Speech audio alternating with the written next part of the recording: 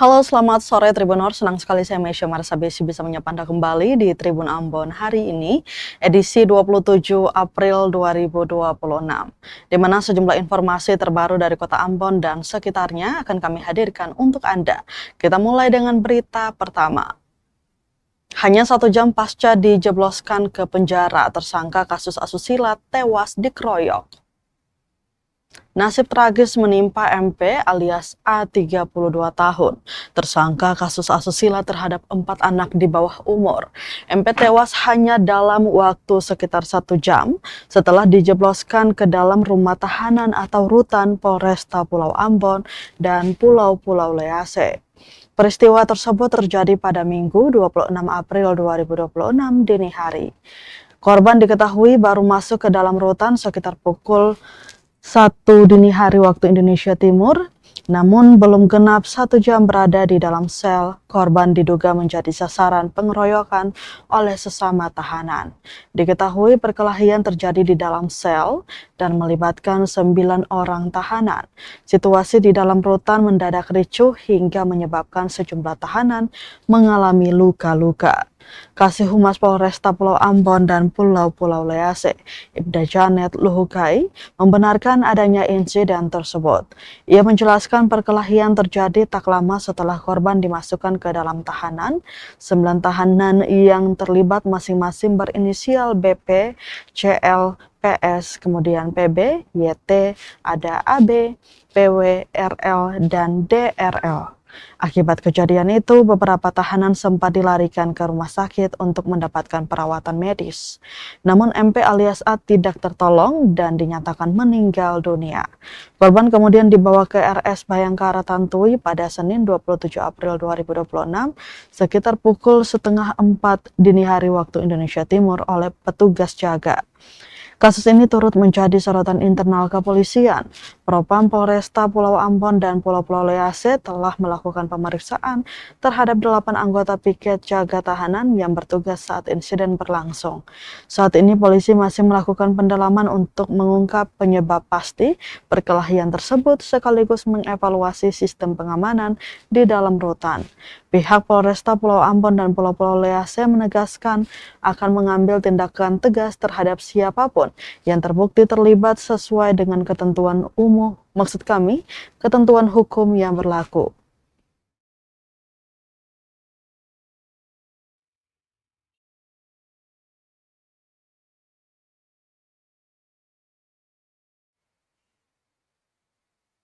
Berita selanjutnya, Tribuners Coffee Morning Imigrasi Ambon bersama Insan Pers perkuat sinergi dan pengawasan orang asing. Kantor Imigrasi Kelas 1 TPI Ambon menggelar kegiatan Coffee Morning bersama Insan Pers di salah satu hotel di Kota Ambon, Senin 27 April 2026. Kegiatan ini menjadi ajang mempererat hubungan sekaligus memperkuat sinergi antara imigrasi dan media. Kepala Kantor Imigrasi Kelas 1 TPI Ambon, Eben Rifki Taufan, menegaskan bahwa peran media sangat strategis dalam menyampaikan berbagai program dan kinerja imigrasi kepada masyarakat. Menurutnya, selama ini media di Ambon telah membantu menyebarluaskan informasi secara cepat dan luas, bahkan sejumlah kegiatan imigrasi bisa langsung diketahui publik dalam waktu singkat.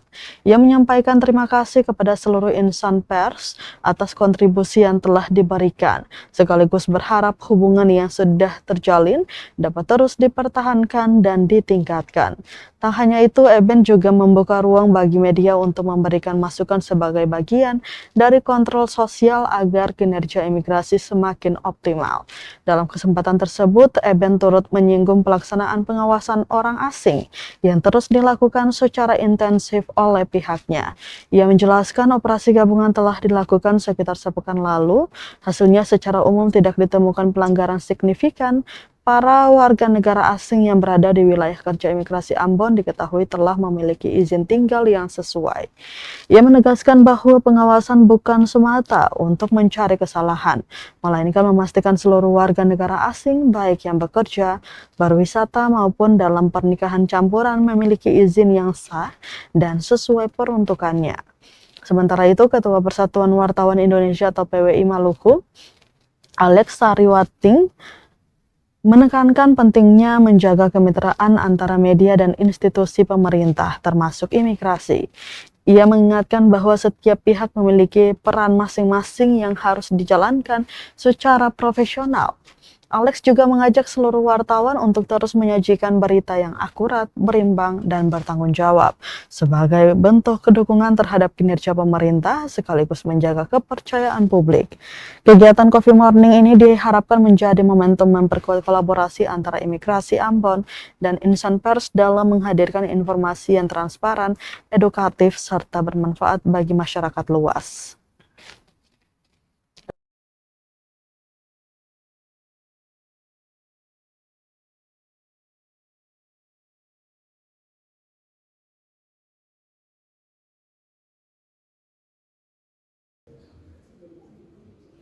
Untuk kegiatan intelijen dan penindakan keimigrasian, perlu diketahui media sangat banyak membantu kinerja imigrasi Ambon.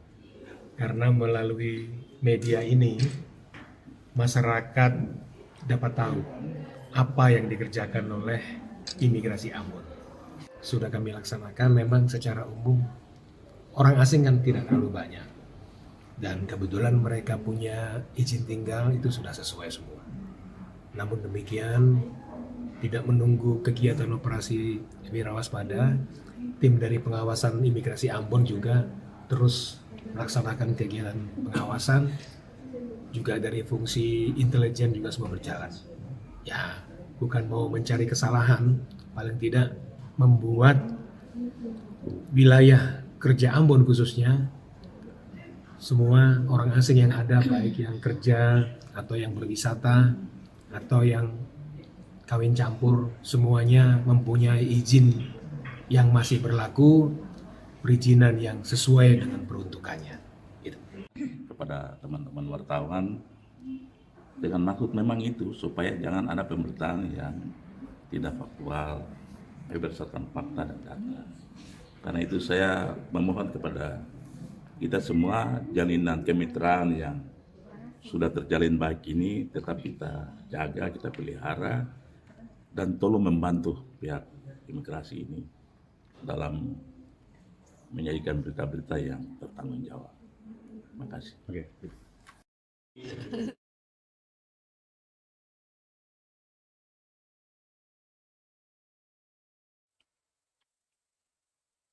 Triwulan 1 2026, Imigrasi Ambon kantongi PNBP 307 juta dan terbitkan 1078 paspor. Kantor Imigrasi Kelas 1 TPI Ambon memaparkan capaian kinerja triwulan 1 tahun 2026 dalam kegiatan Coffee Morning bersama insan pers di salah satu hotel di Kota Ambon, Senin 27 April 2026.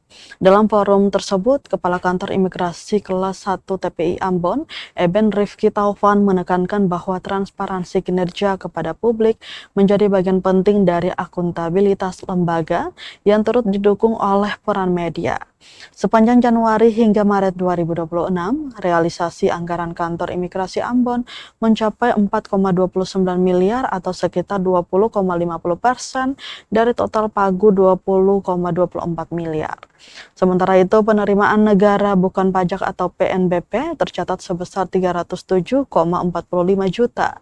Angka tersebut berasal dari layanan izin tinggal sebesar 139,3 juta, layanan paspor 167,15 juta, serta sumber lainnya. Di sektor pelayanan publik, Imigrasi Ambon menerbitkan total 1078 paspor selama triwulan 1 tahun 2026. Rinciannya terdiri dari 682 paspor elektronik baru dan 396 paspor penggantian. Namun demikian, terjadi tren penurunan penerbitan paspor dari bulan ke bulan.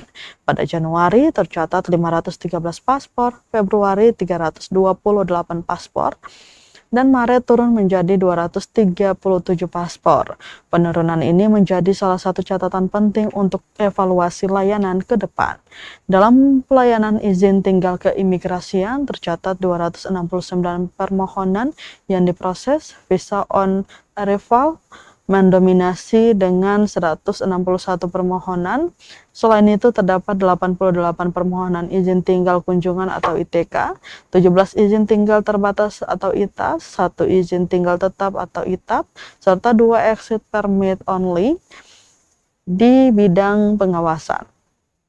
Kegiatan intelijen keimigrasian mencapai 264 kegiatan selama 3 bulan pertama tahun ini.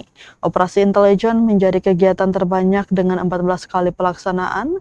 Selain itu dilakukan 15 berita acara pemeriksaan atau BAP terhadap warga negara asing atau WNA dan 36 BAP terhadap warga negara Indonesia atau WNI. Dalam aspek penegakan hukum, Imigrasi Ambon juga mencatat 4 tindakan deportasi terhadap WNA. Eber menegaskan bahwa pengawasan dilakukan bukan untuk mencari kesalahan, melainkan memastikan seluruh warga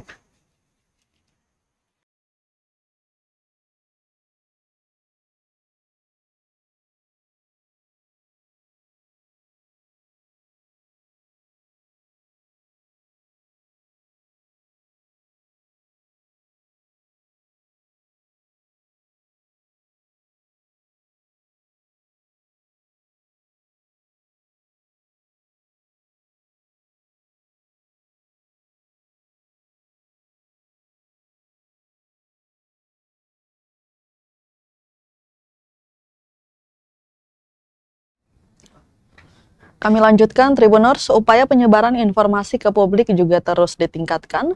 Selama triwulan 1, Imigrasi Ambon menghasilkan 364 konten publikasi.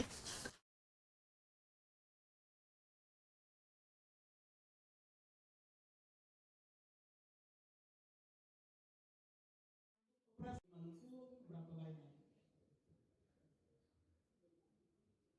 Untuk kegiatan intelijen dan penindakan keimigrasian 89, Maret 80, jadi total 269. Jadi Bapak Ibu, untuk data visa on arrival ini kami bisa data di saat orang asing itu melakukan perpanjangan pada kantor imigrasi kelas 1. Kedatangannya di Maluku karena sudah itu datanya saat kedatangannya di bandara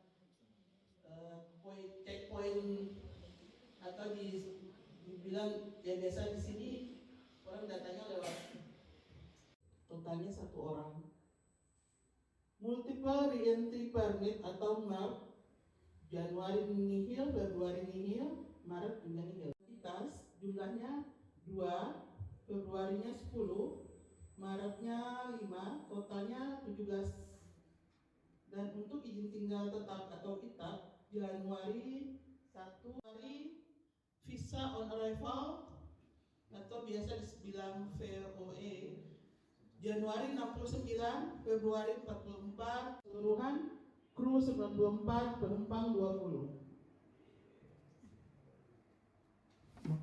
Untuk Januari perlintasan pesawat itu untuk bulan Maret kedatangannya WNI 4 kru, WNA-nya 45 kru, total 49 kru. Keberangkatan WNI 40 untuk krunya, sedangkan Februari kedatangannya juga nihil, keberangkatannya juga nihil. Di Maret juga sama nihil. WNI nihil, WNA 58, total 58. Untuk Februari 113, Februari 328, Maret 237. Total keseluruhan 1078 orang. Penumpang nihil total 8. Keberangkatan kru WNI 50, WNA. Ya salah, mungkin saya bisa berkenal dengan Ibu, nanti mungkin sebut nama dengan media aja, mohon izin. Ya. Artinya biar saya bisa kenal mungkin besok. Kita ke berita selanjutnya, Tribuners. Marciano Risakota sabet podium 2 dramatis di Mandalika Racing Series 2026. Pembalap muda asal Maluku Marciano Risakota tampil luar biasa dalam race 2 kelas Indonesia Junior Talent Cup Sport 150cc usia 15 pada ajang Mandalika Racing Series 2026 putaran pertama. Balapan yang berlangsung di Pertamina Mandalika International Circuit Minggu 26 April 2026 menjadi panggung pembuktian bagi Marciano. Start dari posisi ke-16, ia sukses menembus barisan depan dan finish di posisi kedua dengan cara yang dramatis. Sejak lap pertama, Marciano langsung tancap gas menggunakan motor pabrikan Honda yang ditungganginya bersama tim Honda Yukido Hazer Pride. Ia secara mengejutkan langsung merangsek ke posisi 5 besar. Memasuki lap kedua, performanya semakin menggila. Marciano berhasil menembus 3 besar dan mulai menempel ketat rombongan terdepan. Namun persaingan ketat tak terhindarkan. Pada lap ketiga, hingga lap 6, ia sempat tercecer hingga ke posisi belasan akibat sengitnya aksi saling salib antar pembalap. Meski begitu, mental dan konsistensinya tetap terjaga. Marciano perlahan bangkit dan kembali masuk dalam perebutan posisi depan. Dalam balapan berlangsung 16 lap dengan tensi tinggi. Di lap terakhir, Marciano sempat turun ke posisi 5. Situasi tampak sulit, namun ia menunjukkan determinasi luar biasa. Pada tikungan terakhir, Marciano melakukan manuver krusial yang menjadi penentu. Ia berhasil menyalip beberapa rival sekaligus dan finish di posisi kedua. Hasil yang nyaris mustahil mengingat posisi startnya. Secara keseluruhan, balapan berlangsung sangat ketat. Reski H dari Astra Motor Racing Team Yogyakarta keluar sebagai pemenang dengan catatan waktu 16 menit 57,287 detik. Marciano finish di posisi kedua dengan selisih tipis 0,364 detik, sementara Giovanni Cornelius Gani dari Sumatera Selatan berada di posisi ketiga dengan selisih 0,476 detik. Tipisnya jarak waktu antar pembalap menunjukkan betapa kompetitifnya kelas IJTC musim ini, di mana 5 besar bahkan finish dalam gap kurang dari 1 detik. Marciano memang telah menunjukkan performa menjanjikan sepanjang ajang ini. Usai balapan, ia mengungkapkan strategi yang membawanya meraih podium. Ia juga menyebut keberhasilannya tak lepas dari strategi mengikuti ritme pembalap di depan. Kemenangan ini pun ia persembahkan untuk Tuhan dan kedua orang tuanya yang selalu mendukung perjalanan karirnya di dunia balap. Hasil ini semakin menegaskan potensi besar Marciano sebagai salah satu talenta muda Indonesia yang patut diperhitungkan di kancah balap nasional. Dengan semangat juang dan konsistensi yang ditunjukkannya di Mandalika, bukan tidak mungkin namanya akan terus bersinar di seri-seri berikutnya.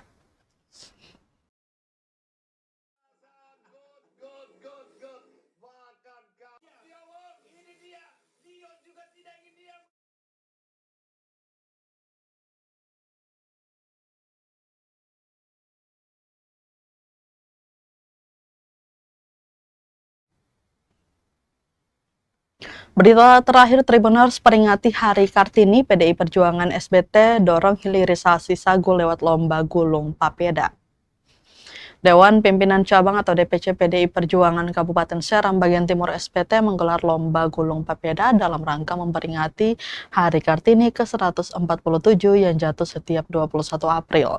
Kegiatan tersebut dipusatkan di Pujasera Pantai Wailola, Kota Bula, Sabtu 25 April 2026 dengan melibatkan kaum perempuan dari berbagai wilayah di SBT.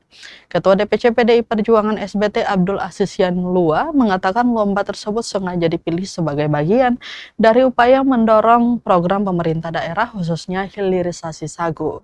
Ia menjelaskan selama ini hilirisasi sagu masih berfokus pada pengolahan bahan baku menjadi pati, padahal potensi sagu dinilai jauh lebih besar jika dikembangkan menjadi berbagai produk pangan lokal siap konsumsi. Menurutnya, masyarakat SBT sebenarnya telah memiliki banyak inovasi dalam pengolahan sagu, seperti sagu tumbuh, bagea, dan berbagai olahan lainnya yang bernilai ekonomis. Ia menilai kegiatan Kegiatan lomba seperti ini juga menjadi sarana edukasi bagi masyarakat dalam memperkenalkan kembali pentingnya pangan lokal berbasis sagu. Selain itu, momentum Hari Kartini dinilai tepat karena peran perempuan sangat dominan dalam pengolahan pangan lokal di daerah. Lebih lanjut, Asis menegaskan bahwa hilirisasi sagu tidak boleh berhenti pada produksi bahan baku semata, tetapi harus dikembangkan hingga menghasilkan produk siap konsumsi yang mampu bersaing di tingkat nasional. Pasalnya, selama ini sagu lebih banyak dipasarkan dalam bentuk pati, padahal nilai ekonominya akan jauh lebih tinggi jika diolah menjadi produk jadi. Ia mencontohkan produk seperti sagu tumbu dan bagea yang berpotensi menjadi oleh-oleh khas daerah. Selain itu, pengembangan sagu juga dinilai berkaitan erat dengan ketahanan pangan nasional, terutama di tengah ancaman krisis pangan global. Hal tersebut menjadi peluang besar bagi daerah seperti SBT yang memiliki potensi sagu cukup melimpah. Ia berharap pemerintah daerah dapat lebih serius dalam mengembangkan sektor ini, termasuk memberikan dukungan kepada pelaku usaha lokal.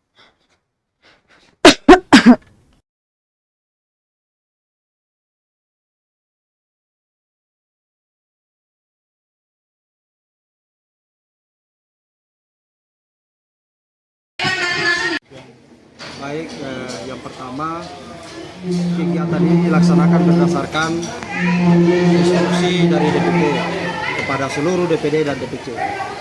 Kurang lebih ada sekitar 14 mata lomba, tetapi DPC PDI Perjuangan memilih lomba kali ini dengan gulung papeda. Memang kita sengaja memilih gulung papeda ini supaya mendekatkan dengan kebijakan pemerintah daerah soal hilirisasi sagu. Jika hilirisasi sagu ini hanya bergerak pada perubahan komoditas dari bahan baku menjadi pati, kita lebih memperkenalkan pada produksi pangan lokal. Jadi tidak sekedar hanya kita memperkenalkan pati dari hasil sumber bahan baku kita, tetapi lebih pada hasil produktivitas pangan lokal yang dikelola oleh kita punya Bapak Ibu dan warga yang ada di Seram Bagian Timur.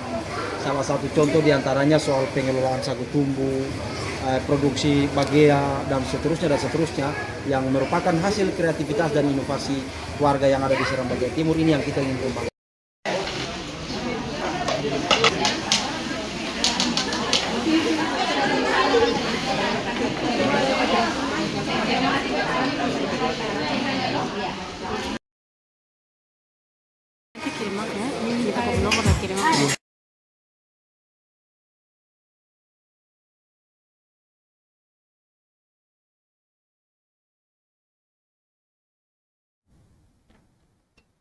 Tribuners, berita tadi sekaligus menutup rangkaian kebersamaan kita di Tribun Ambon hari ini, edisi 27 April 2026.